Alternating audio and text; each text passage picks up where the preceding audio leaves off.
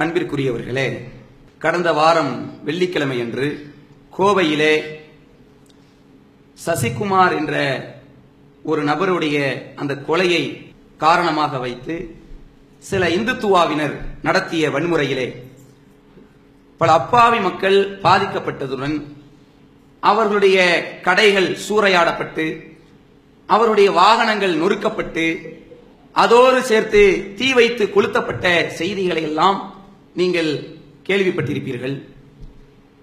இதிலே பாதிக்கப்பட்ட பல மக்களுடைய நிலை எந்த அளவுக்கு இருக்குதுன்னு சொன்னா, அவர்கள் லட்சக்கணக்கான ரூபாய்களை முதலீடாக போட்டு ஒரு வருமானத்தை அவர்கள் ஈட்டிக் கொண்டிருக்கக்கூடிய நிலைமையிலே இவர்கள் நடத்திய இது போன்ற இந்த வன்முறையின் காரணமாக மீண்டும் இயல்பு நிலைக்கு திரும்ப முடியாத அளவிற்கு பாதிக்கப்பட்ட செய்திகள் எல்லாம் நமக்கு கிடைச்சிக்கிட்டு இருக்குது. இந்த நிலைமையிலே அவர்களுடைய பொருளை இழந்து உடைமைகளை இழந்து யாரெல்லாம் பாதிக்கப்பட்டுக் கொண்டிருக்கிறார்கள் என்பதையெல்லாம் கணக்கெடுக்கும் பணியை நம்முடைய தமிழ்நாடு தௌஹீத் ஜமாத் எடுத்து வருகிறது. அந்த அடிப்படையிலே இவர்களுடைய சிரமங்களை போக்குவதற்காக உங்களுடைய பொருளாதாரங்களை வாரி வழங்குமாறு கேட்டுக்கொள்கிறோம். அதோடு சேர்த்து இன்னொரு தகவலையும் இந்த இடத்திலே நாம் தெரிந்து கொள்ள வேண்டும். இந்த வன்முறையை பொறுத்தவரையிலும் இதுபோன்று கடைகள் வாகனங்கள் நொறுக்கப்பட்டது, பொது சொத்துகள் சேதப்படுத்தப்பட்டது, இது எல்லாம் இதனுடைய நோக்கம் என்னன்னு சொன்னா முஸ்லிம்களை கருவறுக்க வேண்டும், இந்துக்களுக்கும் முஸ்லிம்களுக்கும் இடையிலே பிளவை ஏற்படுத்த வேண்டும். இதை நோக்கமாக வைத்துத்தான் இந்த வன்முறை ஏற்படுத்தினார்கள். ஆனால் நீங்க அந்த வீடியோவில் கூட பார்க்கலாம், முஸ்லிம்களுடைய அந்த கடைகளா பார்த்து பார்த்து அவருடைய வாகனங்களா பார்த்து பார்த்து நொறுக்கின காட்சிகளா நீங்க வீடியோக்களை பார்த்திருப்பீங்க.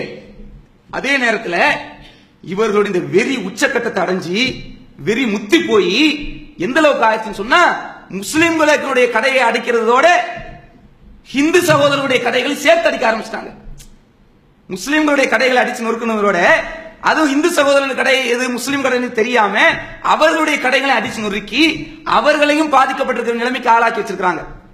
இந்த தருணத்தில் நாம் செய்யக்கூடிய இந்த நிவாரண உதவியை பொறுத்தவரையிலும் பாதிக்கப்பட்ட முஸ்லிம்களுக்கு மட்டுமல்ல, யாரெல்லாம் பாதிக்கப்பட்டு மீண்டு வர முடியாமல் இருக்கக்கூடிய ஹிந்து சகோதரர்களாக இருந்தாலும் அவர்களுக்கும் இந்த நிவாரண உதவியை கொடுக்க வேண்டும் என்ற எண்ணத்தில் தான் இந்த பணியை நாம் கையில் எடுத்திருக்கிறோம்.